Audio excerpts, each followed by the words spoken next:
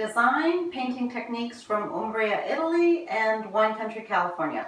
I'm Natalie and I'm here today in my studio in California, but I'm going to take us out to a job I did painting a farmhouse table modern.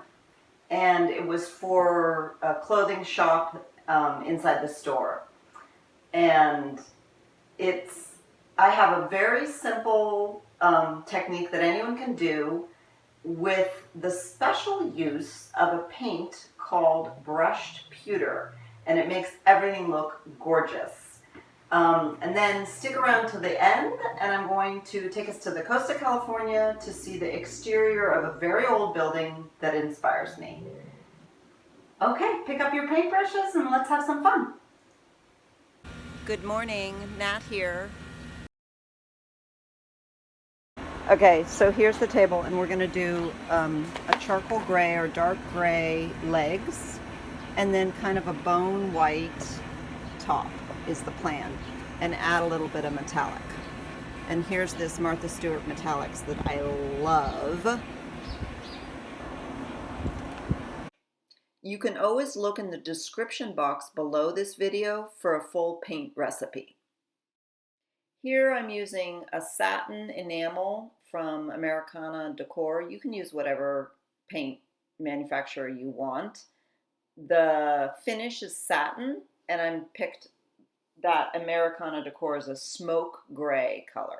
But you can pick any kind of charcoal gray, and I'm going to do 2 coats of this gray over the wood directly, no primer.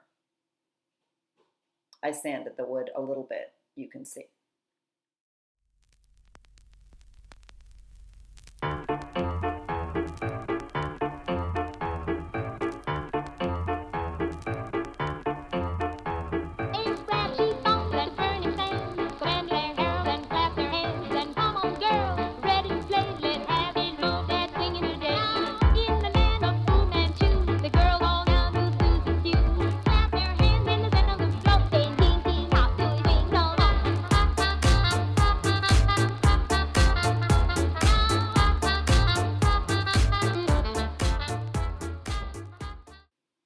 One of my tricks is that I like to use little rollers to do cabinetry or tables, any kind of big surface. I roll it on with the little rollers, 2 coats usually, and then I do the 3rd coat with a brush. And here it is Dunn Edwards Fossil. The color is Fossil, which is an off-white bone color, and it is in semi-gloss. Which semi-gloss and also enamel paint for furniture, because I wanted it really sturdy. The client this is going in a store in the Napa Valley, and the client wanted it to be durable and be able to get scratched up and use it as display and to be able to put product on. So, yep. See how easy that goes on?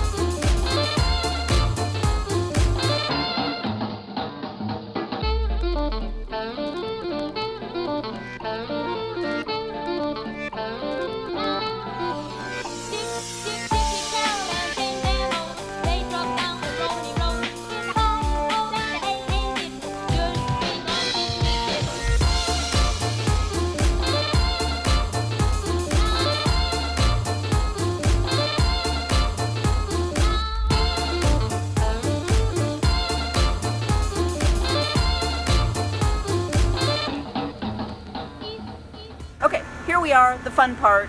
We have this little tiny tube of, or bottle of Martha Stewart Crafts, and it's a brushed pewter, it's called. And I'm hoping it's gonna last. I've got a very soft little brush. I'm going little because it's what I have. also I want the brush stroke to be smaller. And I'm just gonna brush this on, and it's easy because it's very low stress, because if you make a mistake, you can kind of go over it. And I'm cutting out this line because I don't want to paint underneath. I'm just gonna leave that a charcoal gray. I did paint it charcoal gray under here. So I cut out this line, and then I'm just gonna brush it out. And I'm kind of doing little brush strokes and changing my direction. If you want it smoother, you can wet down the paint a little bit, water it down. So brushed pewter is going to add a gorgeous metallic finish on this. I'm really excited about it, because we didn't want it to look like a farm table, even if we are in farmland here in Napa Valley, and it's looking much more modern farm table-ish. So there we go, changing directions, kind of brushing it out. Then on the legs, see if I can move it a little bit. On the legs, I'm going to go around, brush it in.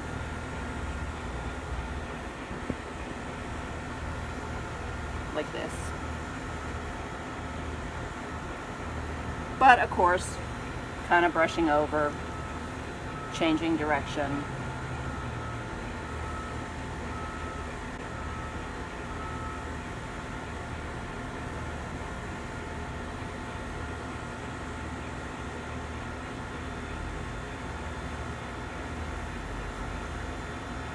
And now I'm going to show you how pretty it looks on the leg.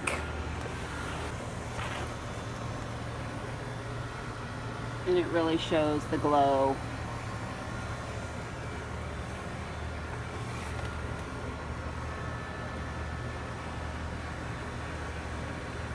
There you can see the contrast of the metallic. See, with the metallic over it, and their drawer has not been painted.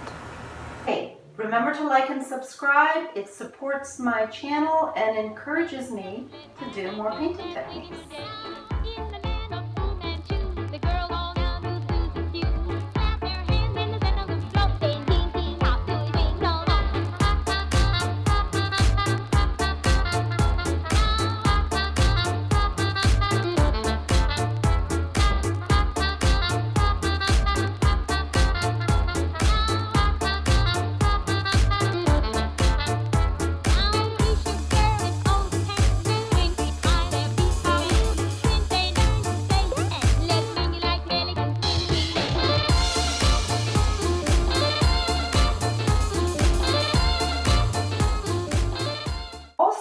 Not quite yet, but soon I'm going to have in the description box below a link that you can click on and check out, because I'm going to be teaching a course, an intensive course on painting techniques. I've been working on this for years. It goes in Italy, it starts in Italy and comes in California, and I'm going to be teaching gilding and plastering and just so many amazing techniques. So click on the link if you're interested in that.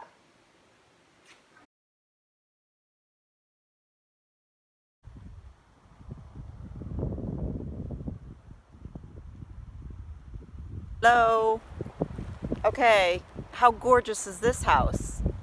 California coast, classic white clapboard, probably from the 1800s. I might even say mid-1800s. It's got great architecture. Corbels, look at those corbels. I'm thinking they have wasps' nests in them. Okay, better be careful. As a bee just dropped on the camera right now. Okay, I would move in a second. I think it has no electricity and no plumbing, and I know it's been vacant for a long time. You in the neighborhood know who it is, or know this house well. I don't know, very inspirational to me. It's really huge too. And what's so cool is these weird trees. I gotta switch the camera around, but there's these really cool burnt, dead trees in the back. They become like art.